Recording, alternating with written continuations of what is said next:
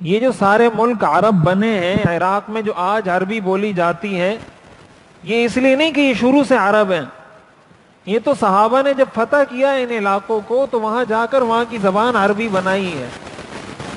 صحابہ اکرام نے جب ان علاقوں کو فتح کیا ہے. اب آپ افریقہ کے جو ممالک ہیں، مصر میں چلے جائیں آپ، مصر ہے، مراکش ہے، الجزائر ہے، تیونس ہے، یہ سارے شہر ملک افریقہ کے ملک ہیں. اب کہاں جزیرۃ العرب اور کہاں افریقہ؟ مصر ایشیا میں تو نہیں آتا، مصر تو افریقہ میں آتا ہے. مراکش، الجزائر، تیونس، یہ ساری جو شمالی افریقہ کی پٹی ہے، یہ سارے عرب ممالک ہیں. یہاں کی جو زبان ہے وہ عربی ہے، حالانکہ یہ اصلاً افریقی ہیں. وہ عربی ان کی زبان اس لیے بنی کہ جب صحابہ نے افریقہ کو فتح کیا، وہاں تک پہنچے، تو انہوں نے وہاں کی ساری چیزیں تبدیل کر دیں، وہاں کی روایات، وہاں کا کلچر، وہاں کی زبان تک تبدیل کر دی. یہ اصل فرق تھا صحابہ کرام میں اور ہم میں.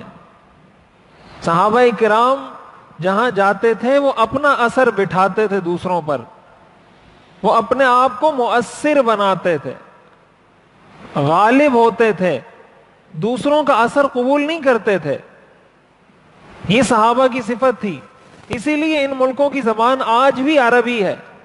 آج بھی مصر میں عربی بولی جاتی ہے، جیسی بھی صحیح یا غلط، ٹوٹی پھوٹی عامی عربی، لیکن زبان ان کی عربی ہے. تو یہ عربی زبان ان کی بنی اسی طرح ہے کہ صحابہ نے وہاں جا کے اپنا اثر چھوڑا ہے.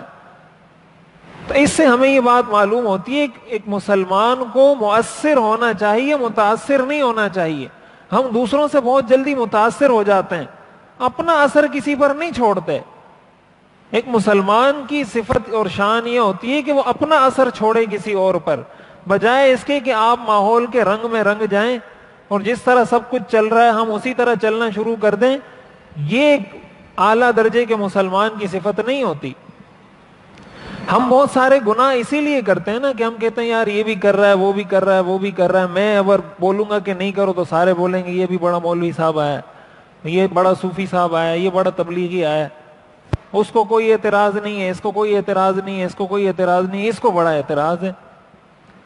تو اگر ایک کام آپ سمجھتے ہیں کہ شریعت کے خلاف ہے، ناجائز ہے، تو پھر تو آپ کو اس پر سٹینڈ لینا چاہیے. آپ کو کہنا چاہیے کہ یہ غلط ہے، چاہے کوئی آپ کی بات مانے یا نہیں.